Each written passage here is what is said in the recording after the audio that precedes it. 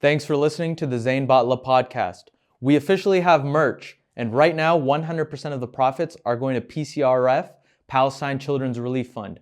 We got hoodies, we got t-shirts, and again, 100% of the profits going right to PCRF. Don't forget to like, comment, and subscribe. And I want to thank you for supporting my work. Abdullah, Bahour, thank you for joining today on the Zain Battla podcast. Thanks for having me. So you're just visiting in town right now. I know we initially met in Chicago and now you're in LA. How's LA been? It's been, alhamdulillah, pretty good. I enjoy it a lot. At the same time, I do miss Chicago. I only spent about a year here. So, I've been going back and forth just to come visit my friends and my family. And also I'm out there working on some projects. So, it's been exciting overall. I get the good seasons of LA as well as the best seasons of Chicago because I get to go back and forth anytime I want. Why do you sound like you're at gunpoint right now? Like, yeah, I'm having such a great time in LA. Don't. Because I'm actually not, right? It's not all live, laugh, love, right? So it's challenging moving to a big city by yourself, integrating yourself in the new community, having a good time. It's overall challenging. Also, LA is a city for lonely people. That's the unfortunate reality of it. Really? Yes. Alhamdulillah, I don't consider myself one of those people. And what I mean by a city of lonely people is that you tend to find a lot of people who escape their issues. And they have this idea of Hollywood is so golden and magical, right? But then you go to the actual Hollywood Walk of Fame and it's not that great, Yeah. There's a lot of issues with it. It's very dirty. Tourists are very disappointed with it. So that's kind of the image that I think best describes what Los Angeles is that it's appealing in the media and the propaganda. And then when you go there, it's a city of broken dreams. People moved out there to change their lives. And unfortunately, some of them made it, some of them didn't. So, It's always this interesting perception that whether you're in the U.S. or outside the U.S., that LA is this glamorous city, nice, beautiful. And I mean, don't get me wrong, there are many beautiful parts of it. Yeah. But then you go a few miles in the wrong direction and you just end up in, It's a very big class issue, unfortunately. It's supposed to be the city that really adds towards, all these financial aids and assistance and a lot of taxes to help people in need. But in reality, they're not getting the help they need. And it just keeps creating a problem that's existing on the West Coast. I'm not an expert on it, so I can't really deep dive into the politics and the economic issues there, but it's very visible as a person who has moved there recently. It's very visible and frustrating. And I'm sure you don't need to be a political expert or a expert in social issues to see that, oh, well, there's clearly a lot of homeless people here, or things are really expensive, or if I want to buy property or if I want to rent here, it's just so astronomically high relative to maybe other parts. And of course, Chicago is kind of expensive, but probably not LA expensive, and definitely not Nashville expensive. Yeah, I really always was surprised. I used to own a home in Memphis. My mortgage was $1,200 a month, right? And it was a beautiful 5-bedroom home. And it was in a really nice area in Memphis. And now I live in Los Angeles and I pay about $2,500. Wow. And it's a studio. In Chicago for $2,500, I could get a good, nice 1-bedroom apartment, even downtown. In LA, that's not really possible. So I guess, is rent and cost of living kind of the main con of LA? What would you say is kind of the pro that you've seen from your time? Pro is it's not all bad, right? Pro is LA is a wonderful foodie city. I really enjoy trying new foods. I mentioned before, I have a list of top 10 cuisines. I go up to 20 if I need to, right? So it's good in that area, right? There's a lot of diversity. There's a lot of Asian communities in that area as well, which brings a lot of culture to that area. The weather's always nice. And then the downsides are the traffic, expensive, food, groceries, gas, traffic, all of the above, right? It's just bad. And I think those inflated prices are meant to drive people away from that area. And there's not really good public transportation around, so it's hard for people to get around, which adds to the traffic. And It's a system not built for the average American. It's a system built for the wealthy, right? So that's how you have people like having private helicopters go in and out of their homes because there is traffic and they can afford to do that. Wow. While the average American is stuck in traffic for 5 miles for like 45 minutes or an hour, right? So what brought you to LA then, and what's keeping you there? Well, right now I'm part of a really exciting project. It's actually like in the medical device world is what we like to call us landing on the moon. We're making an artificial heart. So previously there have been other artificial hearts on the market, but they kind of mimic the heart's way of beating, right? So it does the boop boop, like the lub dub sound is what we like to call it. So it actually beats. And those have been tested for a while and they've been found to only be successful for about 3 months. And then you would need to go out and get another heart transplant, right? It's just like a device that you use for a short period of time. And this is not to be confused like LVADs. And that's like what's very common for people with heart failure.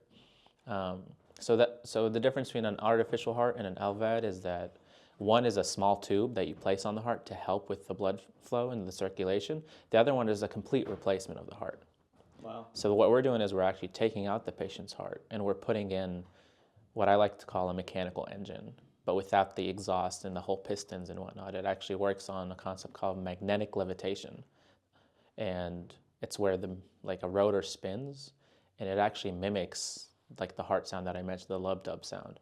Wow. And you're able to control how fast it goes. You're able to control if you're doing an exercise, if you're able to, like, if you're sleeping, it slows down, whatever. And what we found is that surgeons actually in patients, like when we're doing like some human factors, which is like when we go gather people's input, we found that people didn't like the silence. So we added that little heartbeat into it. Oh, so the heartbeat itself is not necessary for the machine to work? Yeah, we added it for the aspect of the human, for humans to be comfortable with it, right? Because it was too robotic at that point. Right. But alhamdulillah, it's going really well. Really excited to be part of it. I did join the project pretty late, but I did contribute to some pretty large milestones, and inshallah, I'll continue contributing towards that. That's why I moved out there, right? So, because I was chasing that dream of becoming the first to be, part of landing on the moon is what we like to say.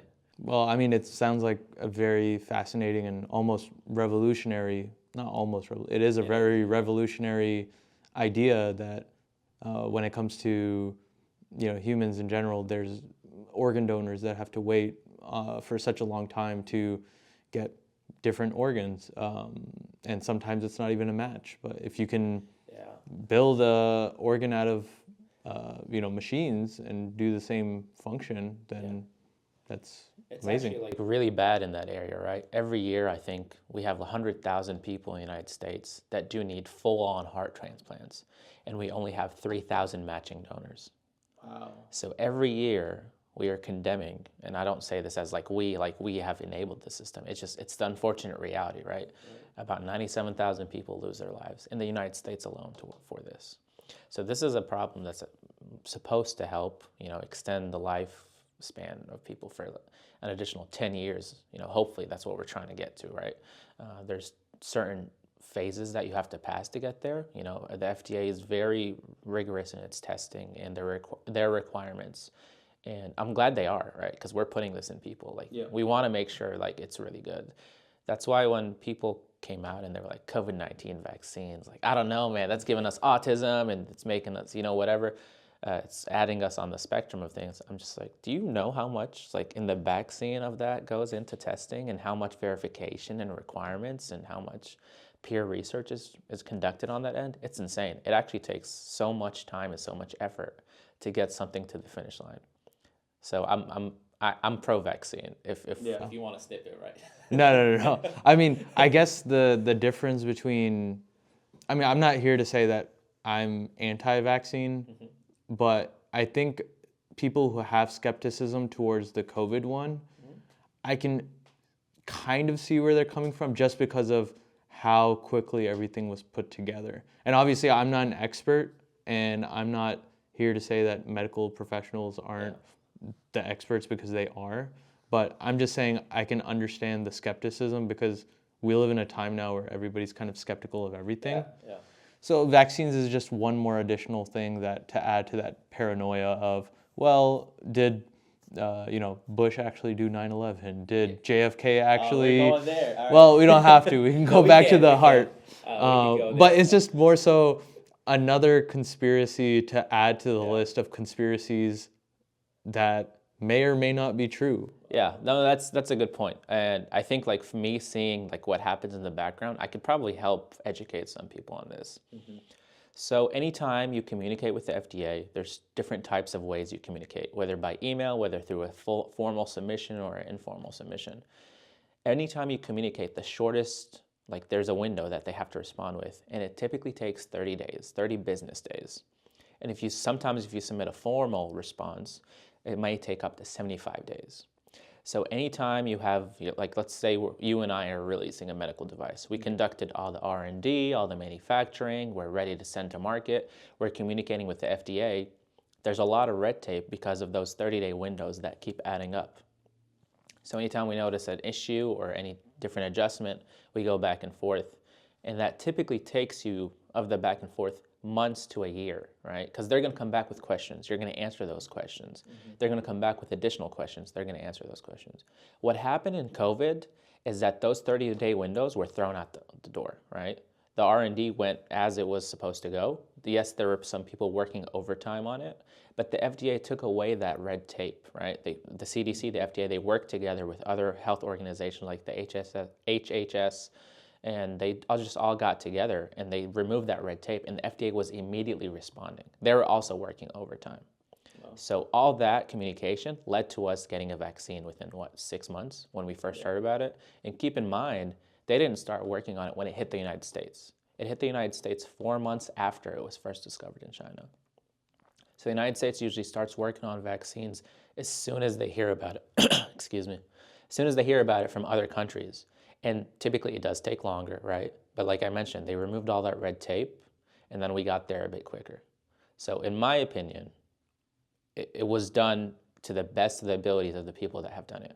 Now, if you want to mention one specific vaccine that got in the news, it was the Johnson & Johnson vaccine. I know we talked about not mentioning brands, but this is like a factual thing. They got in trouble because they were having some issues with women who were pregnant or taking some, birth control meds. So some of them were getting blood clots, and I don't know why, like I didn't look into it that much. From my understanding is, like, that happened and they found a way to address it, but I don't know the exact specifics on that. Because even with the Johnson & Johnson, was it blood clots only for pregnant women, or? I think it was blood clots for people who were on a certain medication of birth control. So there was a side effect of interaction, like a chemical interaction between them, or a hormonal interaction. I don't really know too much about it. Like I haven't really looked into it, but I think that's why that was that issue, and that really freaked people out to the extreme. I think that's what really accelerated the conspiracy theories, and I would say there's no basis to them based on like my own opinion. But if you want to say Bush did 9/11, if there's basis to that, that's a debatable thing, right? I think that countries perform false flags all the time. We have a history of corruption, of us doing coups, Yeah. Coup d'etat. Coup d'etats, right? We have a history of performing that throughout the world as a country, and we're pretty guilty ourselves. We have a lot of blood on our hands to have the rights that we're afforded today. And that kind of gives you a lot of mixed feelings as an American living in the free world, right? And yeah, so if you ask me, did Bush do 9/11 or not? I don't know. Did he do it? I don't know. But his actions after that didn't help that case, right? Like you went into Iraq for what? Like what reason do you have to go into Iraq? When you know who did it, it was a facilitation between Saudi Arabia and some other instigators sitting in Afghanistan or wherever they were at the time. So we knew like 20 years later, let's CIA like released those redacted documents. So we knew the whole time Iraq had nothing to do with it, but we went into Iraq. Yeah. So you have to admit, like you have to put your hand up and be like, the math isn't mathing here. Yeah, I mean, there's a lot of things such as Building 7 and the owner of the building taking out the insurance on the two towers beforehand. There's a lot of I didn't even know that. yeah. I was just skeptical already. You know, I didn't even know about any of that. No, there's a lot of stuff that you can get into a lot of rabbit holes that leading up to essentially 9/11. Why there were financial motives. I mean, invading Iraq and Afghanistan are just one of those motives. But then when it comes to, okay, the tower is getting knocked down, and then when it comes to, there's a separate building, Building 7, which didn't even get hit by a plane, and that one still collapsed. So it was almost like, oh, there was a planned demolition for it, but because a plane didn't hit it and it demolished anyways. There's all sorts of rabbit holes that you can go in. You do have to acknowledge that it's very sad that a lot of Americans did lose their lives that day, and their family members are alive carrying that pain with them. Yeah. But the way the United States government handled that situation put us in a way where we're starting to question things, and we have to handle things better, better transparency, you know, from our elected representatives and whatnot. And we see that every day with the decisions that they make, that they're not really of the interest of the people. No, and absolutely. One thing is just the fact that for so long we've been told a specific narrative about certain things, whether it's what's happening in the Middle East or regarding elections or anything that's creating more skepticism in people. It's almost as if the media is saying like, oh, that's fake news, whenever something that is something questionable. Like that's why when it goes back to the vaccine aspect, sure, I got my vaccines. I encourage everybody to get their vaccines and obviously listen to the medical professionals. But I don't think people who are anti-vax or to COVID vaccine in particular should be getting as much of a,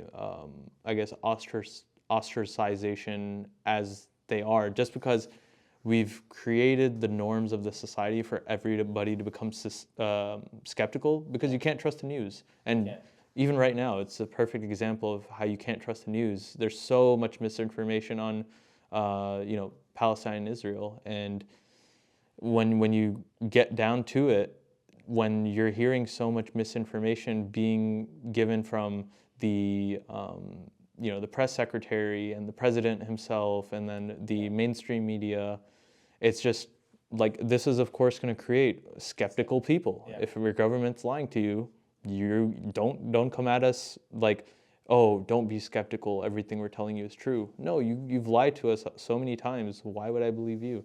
Yeah, no, that's actually a really good point that you bring up.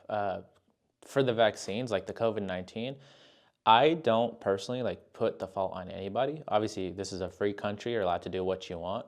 There is the sense of collective good. For the COVID-19, it did show us that people are confused and people need to be educated. And I don't hold anybody at fault for not getting it. I recommend getting it as well, right? But what ended up happening from the people who weren't getting the COVID-19, now all of a sudden they weren't getting their other vaccines. So we had measles come back. What? Like in so many years? Now, that is a very deadly disease. We have some new diseases that went away in the 60s and the 50s that are returning. Yeah, I hear polio's making making a comeback, She's on her world tour right now. Yeah. So that's insane for us. Coming back 3-1 in the finals.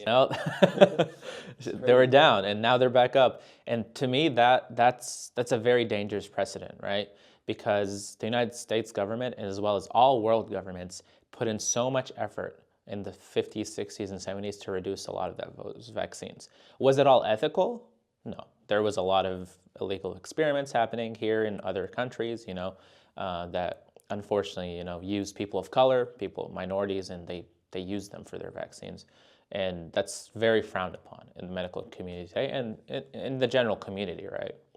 But going back to the other fake news that's being spread about Palestine and Gaza, in Israel, I couldn't just let that conversation pass because I do want to touch points on it. Yeah, I did want to get to that eventually. Maybe we got there very soon. Yeah. But of course, when it comes to conspiracy within the medical field, and because you have experience within the medical field.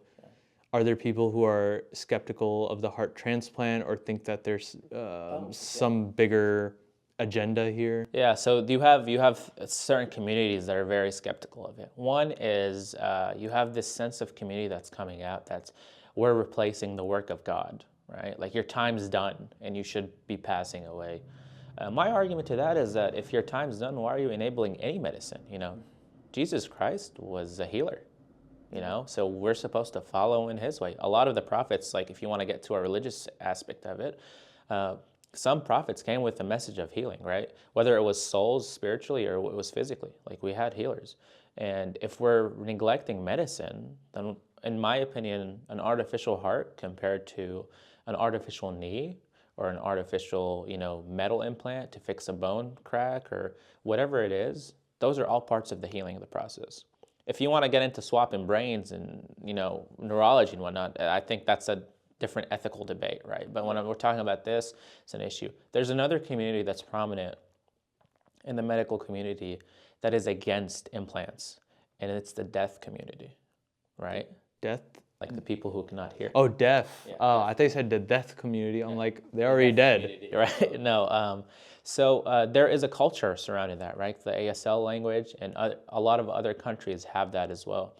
What we found ethically, like we took some ethics classes on it and we interviewed people in this field, what we found is that people who were born into this culture are against their children getting like the cochlear implants, right? Like the sounding implants that they put.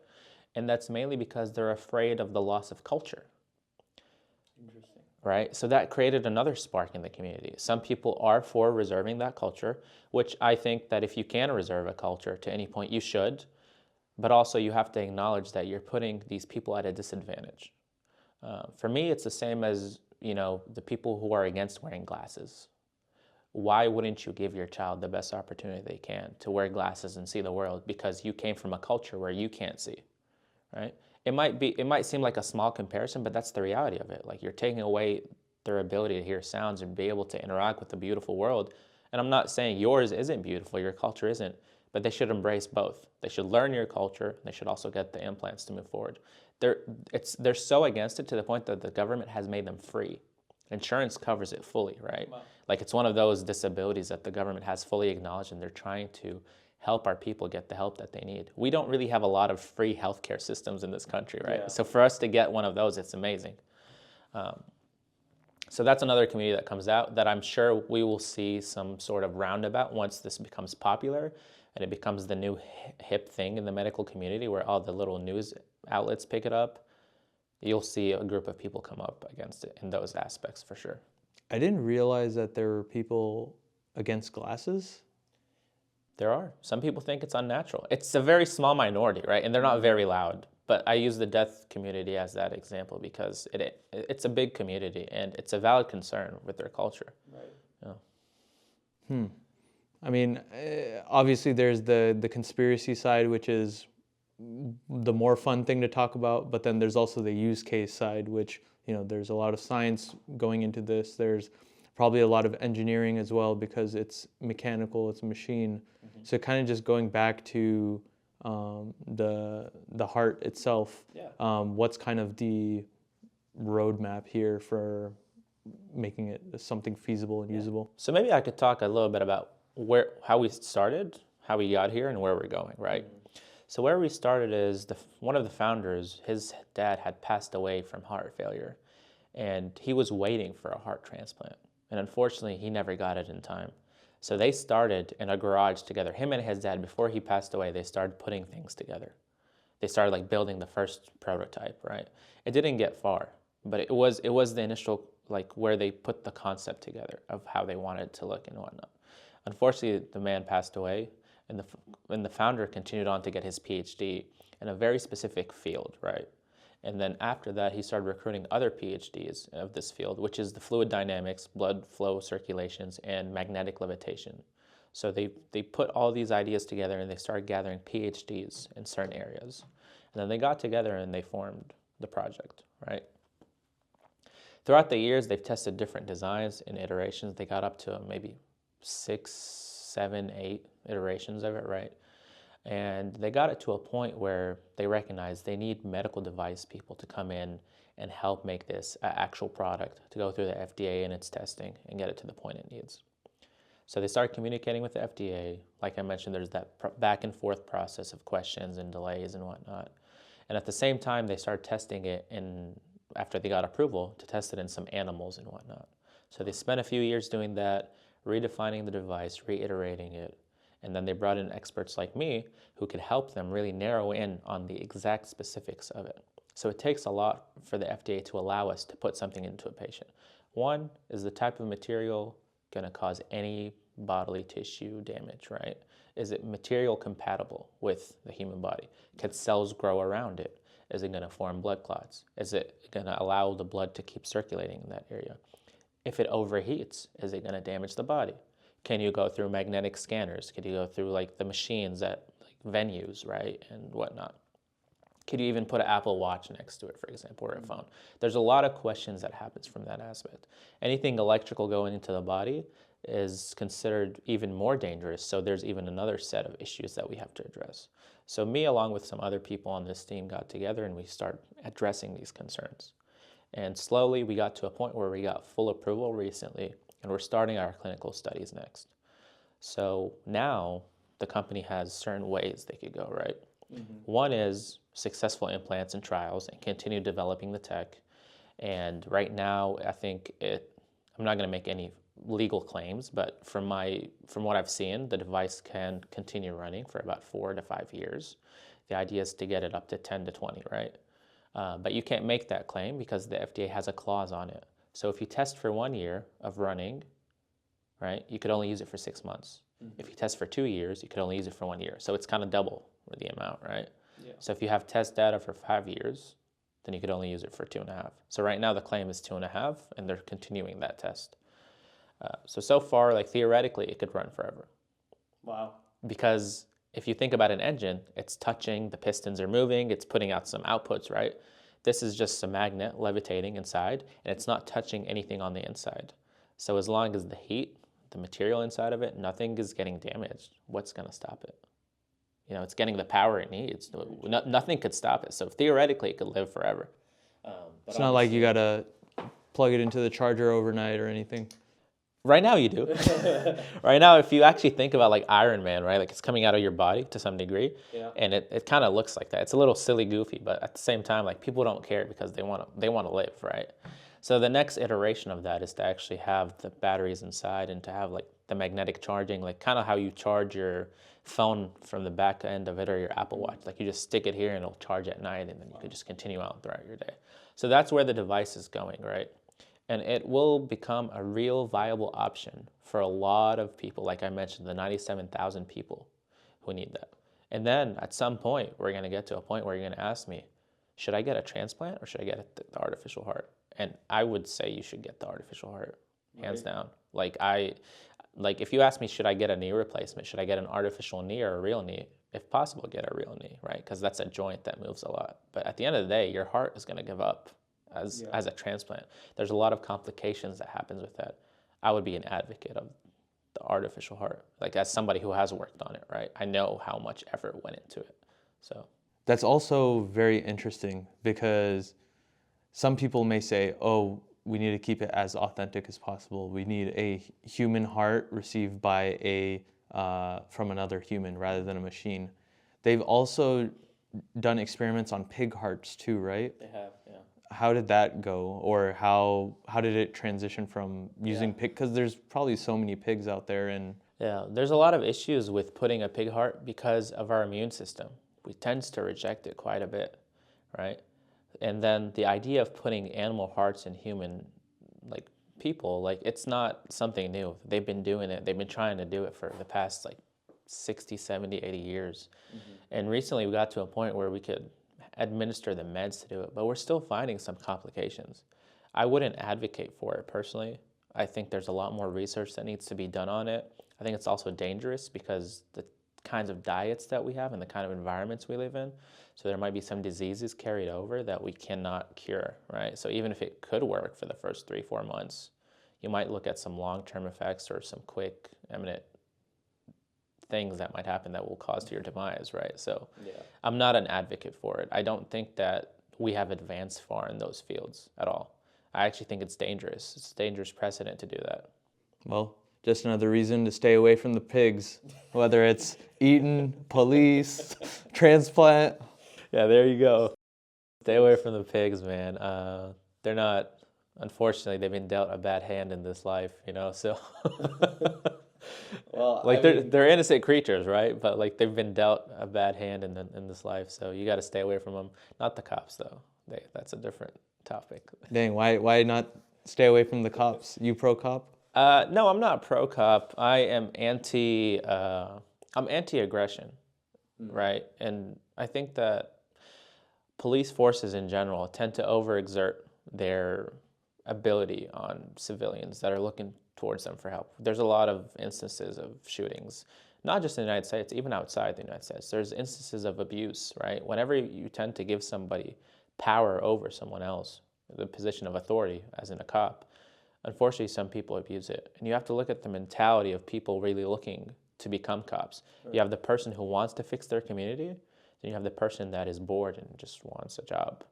And that's true. I think the second one is very dangerous, right? Like to become a cop.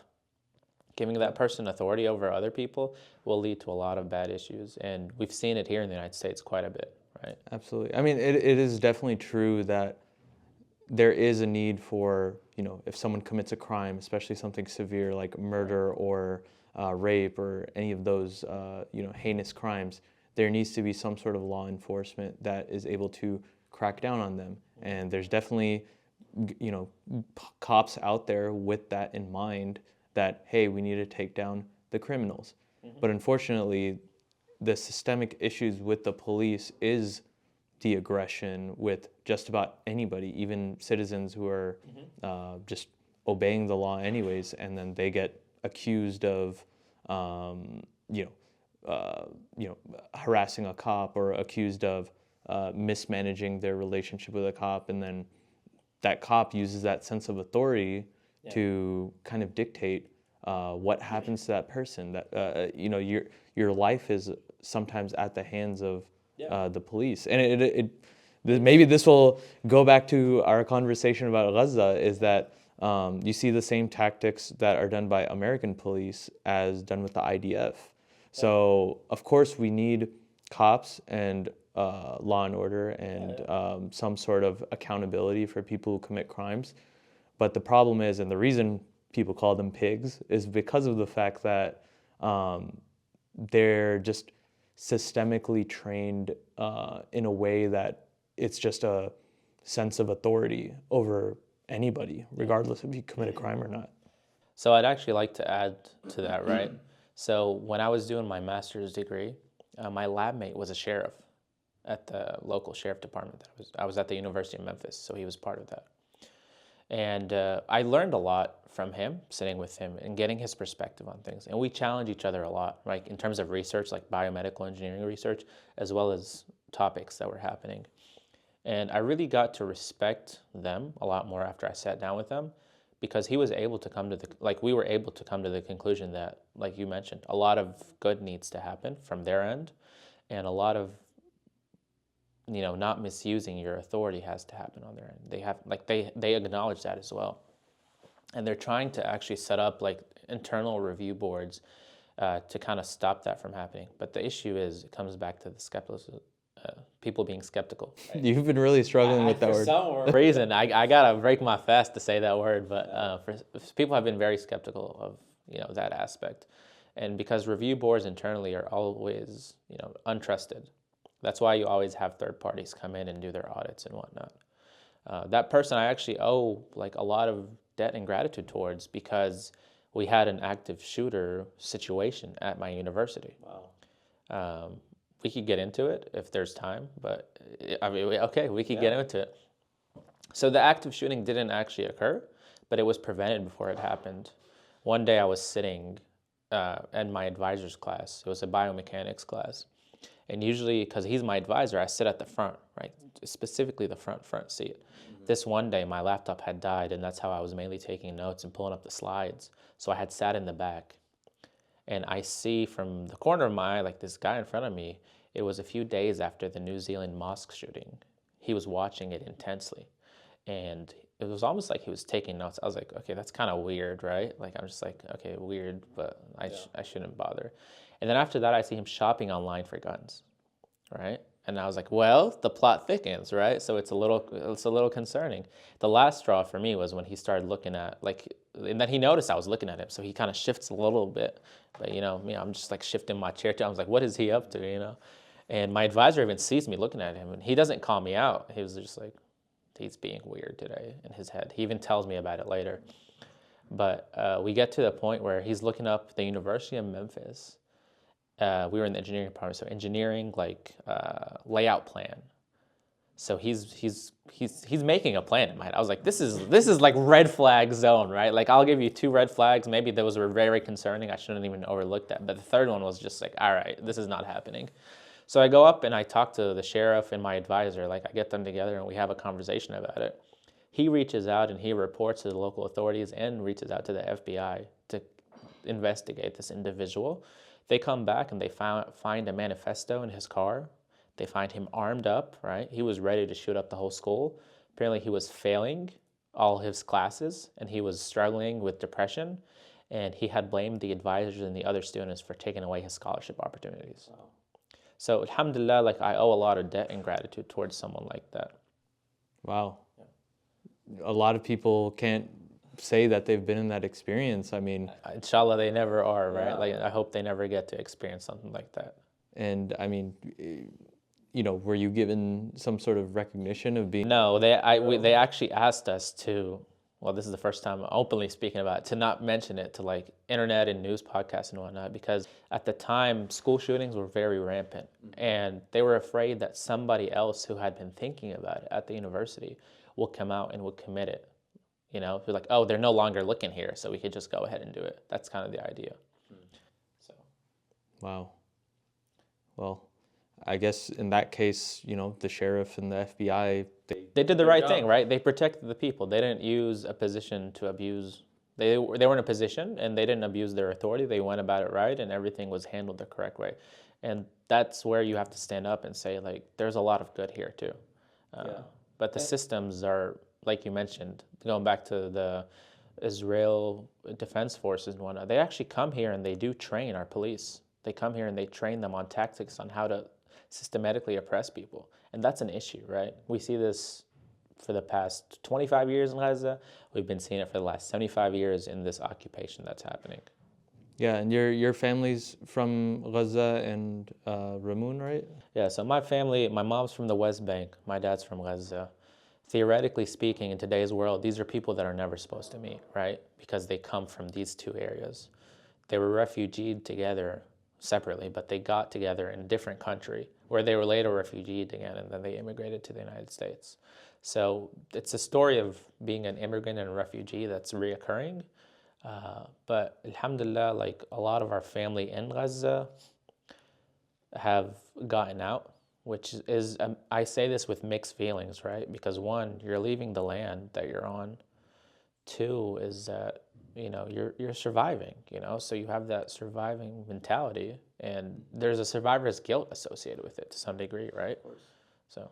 Yeah, because of course you don't want to leave the land and you want to make a statement that, no, this land rightfully belongs to us. But in reality, if Israel is just going to bomb anyways, you have to make the decision of, do I stay or do I leave?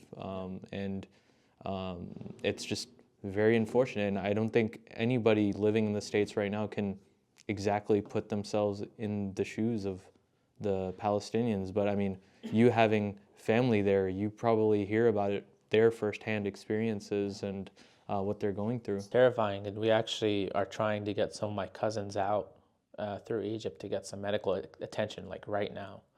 And I hope, inshallah, like, it goes through. And, I like the fact that you mentioned that nobody in the United States could put their shoes in could put their feet in the shoes of any Palestinian, right? And I like that you said it that way because it's true. And that's what leads to people in the United States not understanding what resistance to the occupation means, right? Yeah. So you have a long history of people fighting their occupation, and agendas against it have always labeled them as certain labels. Terrorist is the biggest one we see, right? The IRA, when they were fighting for the rights of people in Ireland, they were labeled terrorists. The people who were fighting against the apartheid conditions, like Nelson Mandela, was labeled a terrorist. The Black Panthers that were fighting against the systemic oppression in the United States were labeled terrorists. And then, certain groups in Gaza that are fighting against systems of oppression and occupation to their land, where they're placed in, I don't even want to call it an open air prison. I'm going to call it an open air concentration camp, right? Because that's what it is. Prisoners implies that they did something wrong. They did nothing wrong.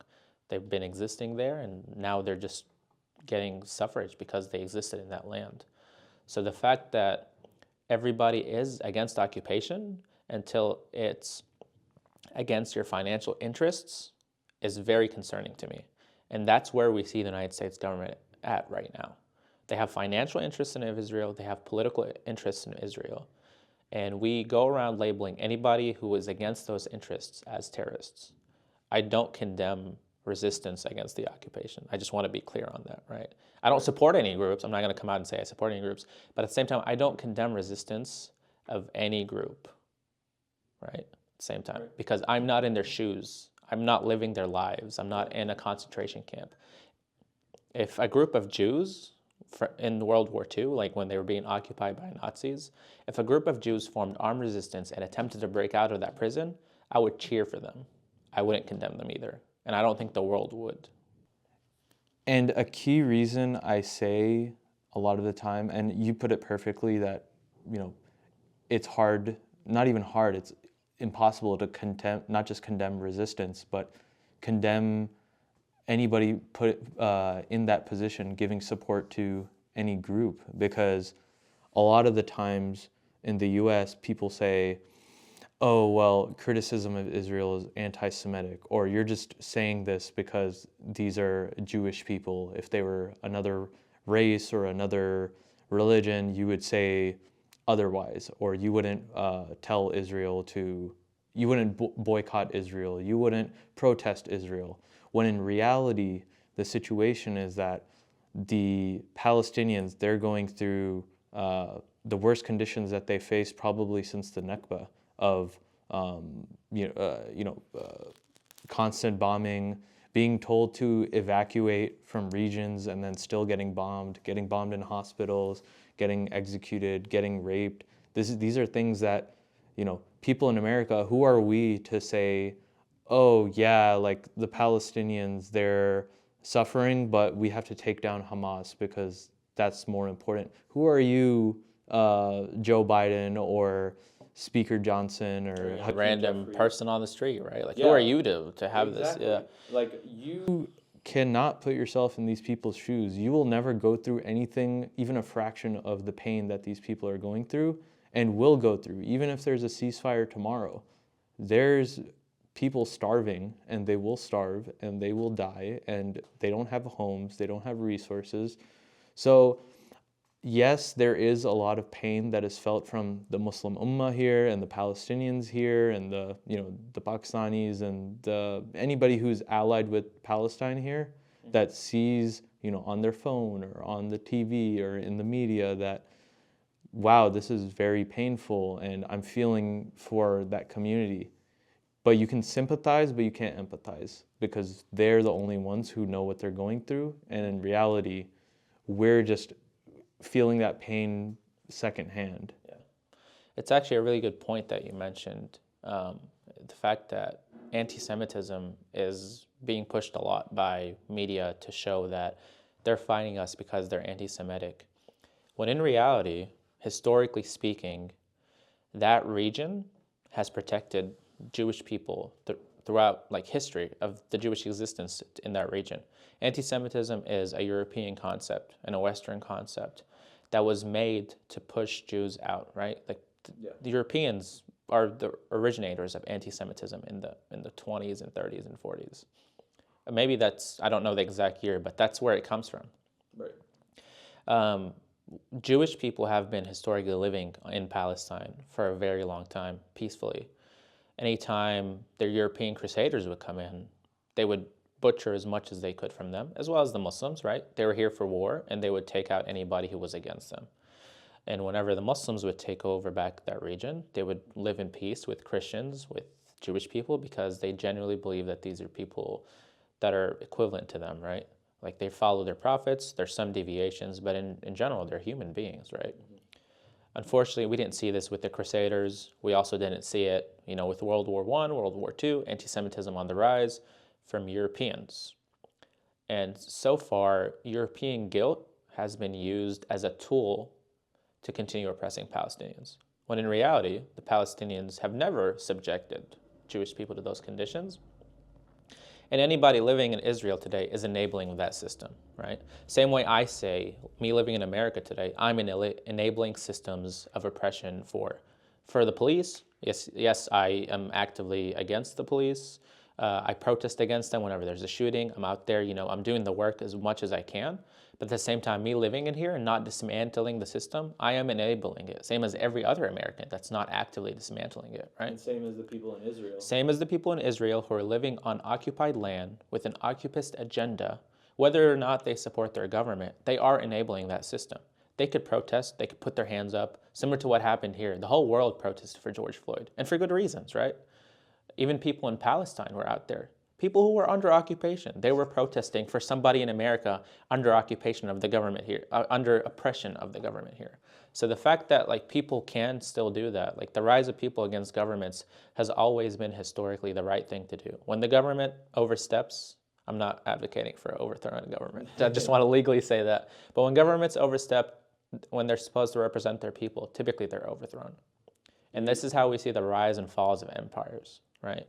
I was waiting for you to endorse another insurrection. No, I won't endorse insurrections. I criticize the United States government because I care, right? Yeah. If I didn't care, I would stop speaking actively out loud about this country. That's why I criticize our political candidates, our two-party system. I don't think a two-party system represents the people. I think every single elected official today is enabling the current system that we live in, and it's not getting better, right? Yeah. It's just not. That's the reality of it. What can we do about it? I genuinely don't know. I'm not an expert in that field. You've had multiple experts come on here and speak about it, but, Yeah, I mean, maybe there's not a clear-cut definition of what we can do, but we do know that putting pressure on the politicians and the media and anybody else who's accountable, that they're feeling the heat, they're feeling the pressure. They are.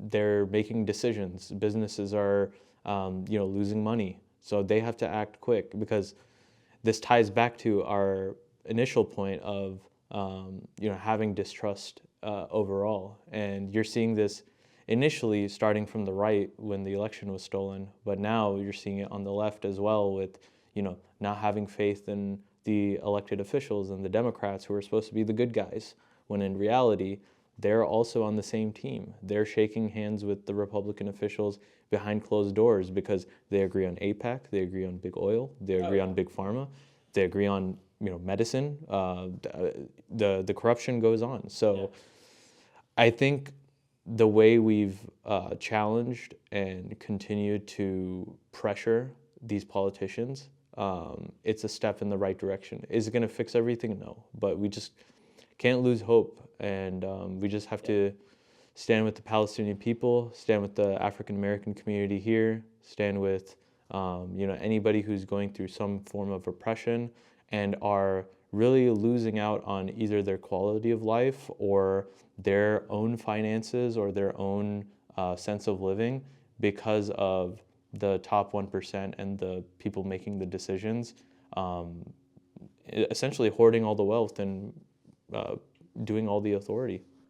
Yeah, no, I agree with you almost 100% on what you said. I don't think I have anything to disagree with, and we just have to keep holding these people accountable.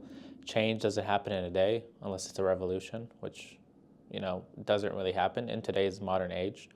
change is slow and systemic, and there have been good changes. My favorite is the South African government taking Israel, to the International Court. That is a system. The International Court is a system created by Western propaganda. Every country has its propaganda, right? Yeah. So that is a system created by Western propaganda that other members have joined, and they're using that tool to fight them, right? So they're using that tool to stand up for people's oppression and the system that they created to oppress other people. Because historically speaking, the International Court has been always focused on allies and Western interests, right? Mm-hmm. They're against Ukraine. They're against Russia, not Ukraine. They're against North Korea. They're against China. They're against all these countries. And let's just come out and say every country is guilty. There is not a single innocent country in this world, period, right? But what we see getting prosecuted and what we see getting annexed and what we see like being held up to a standard is all done by enemies, political enemies or financial enemies of the Western world, right? Compared to everything else. So right now they're using those tools to address what's happening there of their own system, and they're winning, right? Yeah. Is there any real action coming out of it? No. Like, we didn't see any real action come out of it, but it exposes the hypocrisy, and it shows the distrust in these systems that you built, right? This false narrative, this propaganda that you've sold to us for so many years, that the system works. The United Nations is supposed to protect us. The International Court of Justice is supposed to uphold the supreme law of the world. It's just all crumbling down, right? When these systems start crumbling down, the rest follows, right? It's just the reality of it, right? It's a domino effect, right? So the lack of trust in these just shows you like where we're heading, and probably somebody else could speak on where we're heading. I don't have the expertise to do that. Well, maybe society's crumbling, but at least we'll have some artificial hearts. Hey, we'll stay alive. You know what I'm saying? We'll witness it. We'll witness it. Abdullah, I appreciate you coming on. I guess we'll be on the lookout for the hearts when they drop. The new heart just dropped. New heart just dropped, yeah. I appreciate it, Abdullah. Yeah, thanks for having me, man.